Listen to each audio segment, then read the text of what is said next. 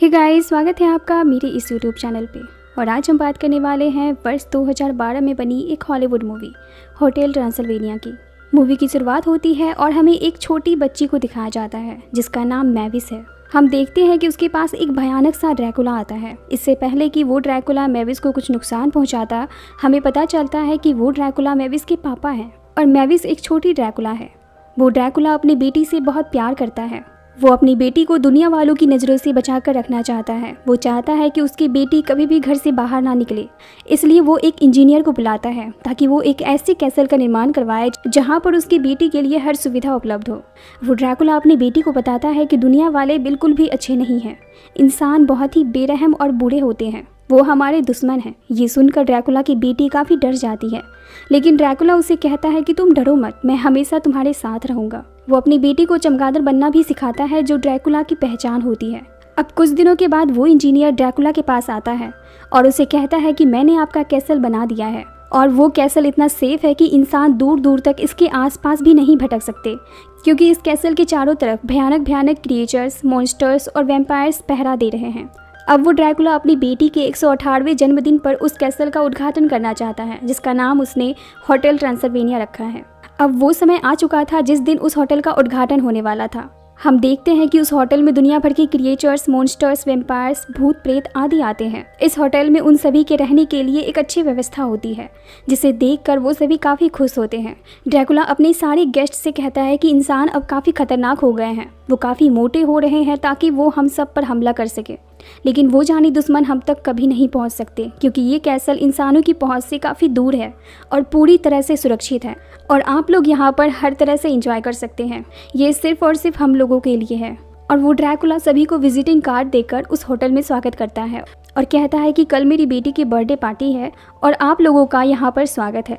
अब हम उस ड्रैकुला की बेटी मैविस को देखते हैं जो अपनी डैड से काफ़ी नाराज़ है क्योंकि वो आज 118 वर्ष की हो गई है, लेकिन आज तक उसे उसके डैड ने घर से बाहर निकलने नहीं दिया।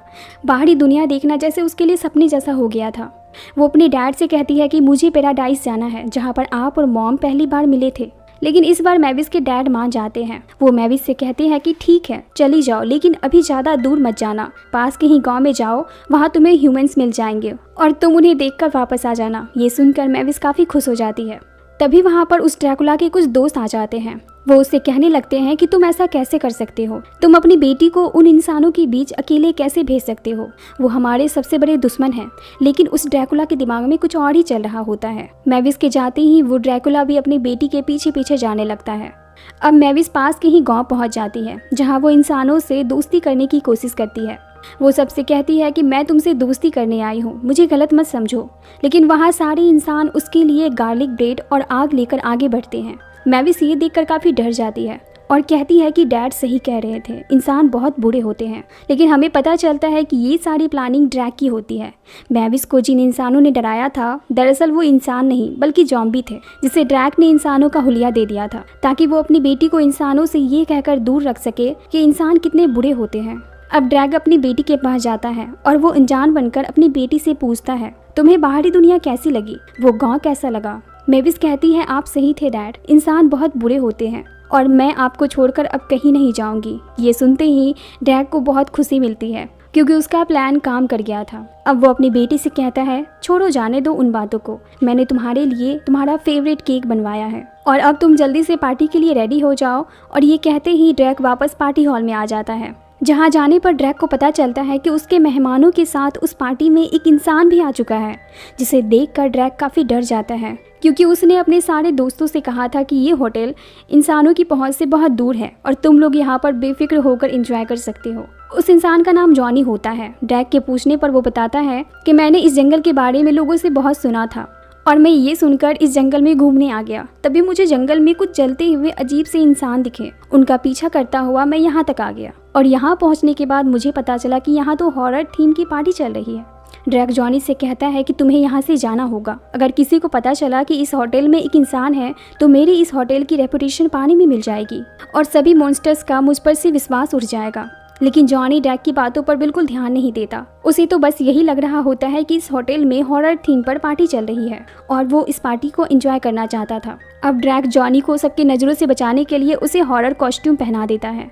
उसके बाद ड्रैक उसे पार्टी हॉल में लेकर आता है। पार्टी हॉल को देखकर जॉनी काफ़ी एक्साइटेड हो जाता है और वो हर मॉन्स्टर्स के पास जाकर उनसे बात करने की कोशिश करता है। लेकिन तभी जॉनी को ये पता चल जाता है कि ये रियल में मॉन्स्टर्स और क्रिएचर्स हैं। यहाँ कोई हॉरर थीम वाली पार्टी नहीं चल रही है। अब जॉनी काफ़ी घबरा जाता है और वो वहाँ से भागने का रास्ता ढूंढने लगता है। भागने के दौरान जॉनी मैविस से टकराता है और ये दोनों एक दूसरे की तरफ अट्रैक्ट होने लगते हैं। लेकिन ड्रैक नहीं चाहता है कि मैविस किसी भी इंसान से मिले, इसलिए ड्रैक जॉनी से कहता है कि तुम्हें यहाँ से जाना होगा। जॉनी भी यहाँ से जाना चाहता है क्योंकि वो काफ़ी डर चुका होता है। जॉनी कहता है मैं यहाँ से चला जाऊँगा लेकिन तुम मेरा खून मत पीना। ड्रैक कहता है कि तुम बहुत बेवकूफ़ इंसान हो, तुम्हें नहीं पता कि ह्यूमन ब्लड में कितना फैट होता है, इसलिए मैं ब्लड सप्लीमेंट लेता हूँ, लेकिन अभी मैं डाइट पर हूँ। ये सुनकर जॉनी को थोड़ी राहत मिलती है और अब जॉनी ड्रैक से पूछता है कि ये कौन सी जगह है। ड्रैक कहता है कि ये कैसल मैंने बनवाया है उन सभी मॉन्स्टर्स के लिए जो इंसानों से दूर आकर कुछ वक्त अपने परिवार वालों के साथ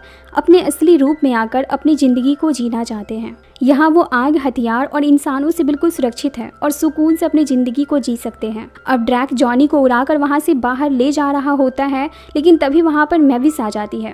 वो अपने डैड से पूछती है कि ये कौन है। ड्रैक कहता है ये जॉनी है और मैंने इसे इस पार्टी को ऑर्गेनाइज करने के लिए बुलाया है। मैंने सोचा कि अगर तुम्हारी उम्र का कोई पार्टी में शामिल हो तो तुम्हें अच्छा लगेगा। मैविस ये सुनकर काफ़ी खुश हो जाती है क्योंकि आज तक वो अपनी उम्र के किसी भी साथी से नहीं मिली थी। ये सुनकर जॉनी मैविस से पूछता है कि तुम्हारी उम्र क्या है। मैविस कहती है मैं 118 वर्ष की हूँ। ये सुनते ही जॉनी को चक्कर आने लगता है और वो काफ़ी डर जाता है। अब ड्रैक मैविस से कहता है कि हमें बहुत सारा काम है, हम बाद में मिलते हैं। अब ड्रैक जॉनी को एक सीक्रेट रास्ते से इस कैसल से बाहर निकाल रहा होता है, लेकिन ड्रैक को वहाँ से बाहर निकलने का रास्ता समझ नहीं आता और इसी के कारण वो बार बार मॉन्स्टर्स के प्राइवेट रूम को ओपन कर देता है।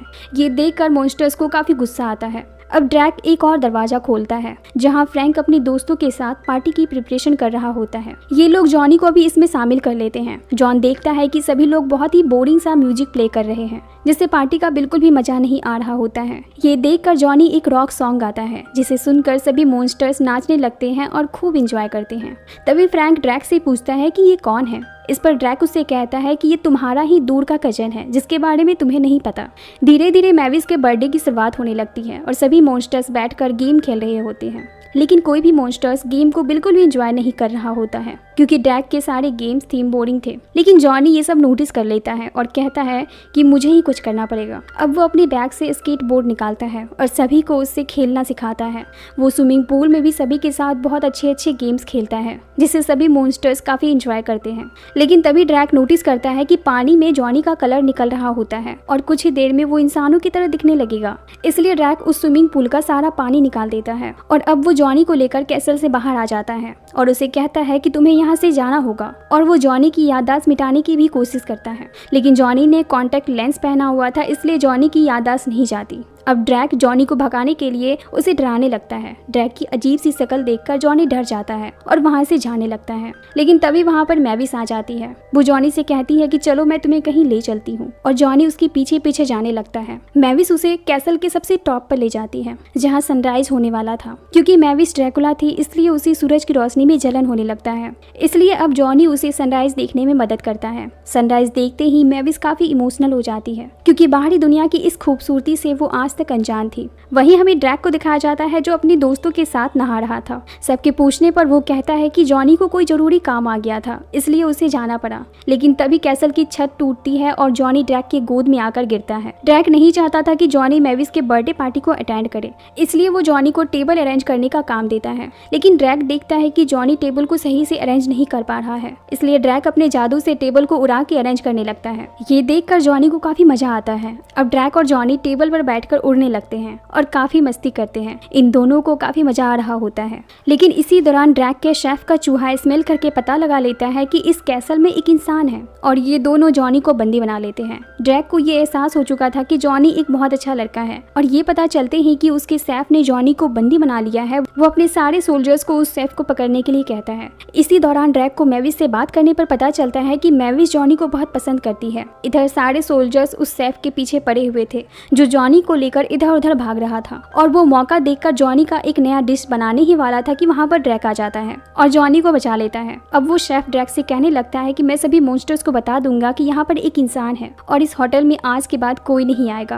और तुम्हारा ये होटल बंद हो जाएगा। अब ड्रैक समझ जाता है कि ये शेफ अपना मुंह बंद नहीं रखेगा, इसलिए वो उस पर एक मैजिक कर देता है जिससे वो वहीं स्टैचू बन जाता है। अब ड्रैक जॉनी को लेकर एक कमरे में जाता है जहाँ पर एक लेडी की फोटो लगी होती है। उसे देखकर जॉनी कहता है कि मैं इनके बारे में जानता हूँ, ये अपने हस्बैंड से बहुत प्यार करती थी और इनकी एक बेटी भी थी, लेकिन एक दिन इनके घर में आग लग गई जिसके कारण तीनों मारे गए। तभी ड्रैक उस फोटो के कर्टन को हटाता है और कहता है कि मैं ही इसका हस्बैंड था। ड्रैक कहता है कि जब दुनिया वालों को पता चला कि हम ड्रैकुला हैं तो उन लोगों ने हमें कभी एक्सेप्ट नहीं किया और एक दिन इंसानों ने हमारे कैसल में आग लगा दिया और अपनी बेटी की जान बचाने के लिए मेरी वाइफ मार्था मारी गई और मैं अपनी बेटी को लेकर यहाँ आ गया। अब वो जॉनी से पूछता है कि तुम ही बताओ कि 21वीं सदी में भी इंसान हम मॉन्स्टर्स को एक्सेप्ट कर सकते हैं। जॉनी कहता है कि इंसान मॉन्स्टर्स को अचानक से एक्सेप्ट नहीं कर सकते। इस पर ड्रैक कहता है कि मैंने ये होटल अपनी वाइफ के याद में बनवाया है ताकि मैं अपनी बेटी को यहाँ पर सुरक्षित रख पाऊँ और मैं अपनी बेटी के लिए कुछ भी कर सकता हूँ। अब रात में मैविस की ग्रैंड पार्टी सेलिब्रेट की जाती है जहाँ पर सारे मॉन्स्टर्स पार्टी को बहुत इंजॉय कर रहे होते हैं।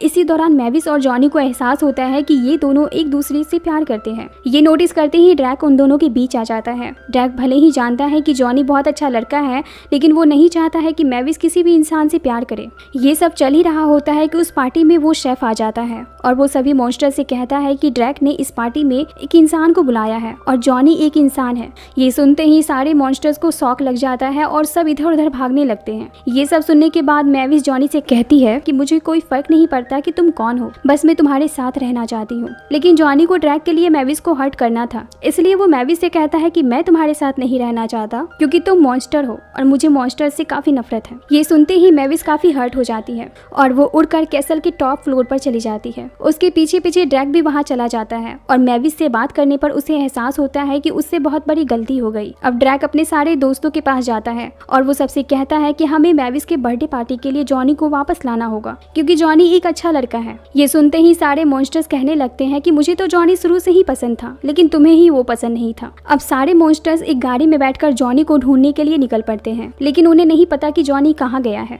तभी ड्रैक को रास्ते पर पड़ा हुआ जॉनी का टी शर्ट मिलता है। उसे देखकर ड्रैक का एक दोस्त अपनी बेटी विनी को बुलाता है। विनी जॉनी की टी शर्ट को सूंघकर बता देती है कि जॉनी एयरपोर्ट गया है और कुछ ही देर में उसकी फ्लाइट टेक ऑफ करने वाली है। अब सभी मॉन्स्टर्स गाड़ी में बैठकर एयरपोर्ट की तरफ निकल जाते हैं, लेकिन जब ये शहर पहुंचते हैं तो इन्हें पता चलता है कि वहाँ पर मॉन्स्टर्स फेस्टिवल सेलिब्रेट किया जा रहा है, जहाँ पर सभी मॉन्स्टर्स के बड़े बड़े स्टेचू बने होते हैं और काफी भीड़ होने के कारण इन लोगों को आगे जाने का रास्ता नहीं मिलता। तभी फ्रैंक अपने स्टेचू के पास खड़ा हो जाता है और शहर के सारे लोगों को कहता है कि हम लोग रियल मॉन्स्टर्स हैं और हमारे बीच एक ड्रैकुला है जिसकी बेटी को एक लड़के से प्यार हो गया है और वो उसे लेने के लिए एयरपोर्ट जाना चाहता है। क्योंकि सबको पता होता है कि ड्रैकुला सूरज की रोशनी से जलने लगते हैं, इसलिए सारे लोग ड्रैक के लिए जाने का रास्ता बना देते हैं। ड्रैक ये देखकर काफी खुश हो जाता है और उसी रास्ते से आगे बढ़ता हुआ वो एयरपोर्ट तक पहुंच जाता है। ड्रैक देखता है कि वो एरोप्लेन टेक ऑफ कर चुका है, इसलिए वो आसमान में जाकर एरोप्लेन की विंडो से जॉनी को कहता है, तुम बहुत अच्छे लड़के हो, इसलिए मैं तुम्हें अपने साथ ले जाने आया हूँ, मुझे माफ कर दो। अब ड्रैक अपनी मैजिकल पावर से एरोप्लेन के पायलट का माइंड डाइवर्ट कर देता है और वो पायलट उस प्लेन को सही सलामत नीचे उतार देता है। अब ड्रैक अपनी बेटी के पास जाता है और वो उससे कहता है कि मैं तुम्हारे लिए तुम्हारा बर्थडे गिफ्ट लेकर आया हूँ। और अब ड्रैक मैविस को जॉनी से मिलवाता है। मैविस जॉनी को देखकर उससे पूछती है कि तुम तो चले गए थे और तुमने कहा था कि तुम मॉन्स्टर से नफरत करती हो। जॉनी कहता है मैंने तुमसे झूठ कहा था, लेकिन अब मैं तुमसे कहना चाहता हूँ कि मैं तुम्हें बहुत पसंद करता हूँ। ड्रैक अपनी बेटी को पैराडाइज का एक टिकट भी देता है जहाँ वो हमेशा से जाना चाहती थी और कहता है कि जी लो अपनी जिंदगी। अब सारे मॉन्स्टर्स मैविस का बर्थडे सेलिब्रेट करते हैं। इस बर्थडे पार्टी में ड्रैक भी एक रॉक सॉन्ग गाता है। ये पहली बार था जब ड्रैक अपनी वाइफ मार्था की मौत के बाद काफी खुश था। इसी के साथ होटल ट्रांसिल्वेनिया का पहला पार्ट खत्म होता है। इसी तरह की मूवीज एक्सप्लेनेशन वीडियोस देखने के लिए मेरी वीडियोस को लाइक करें और चैनल को सब्सक्राइब जरूर करें। Thank you.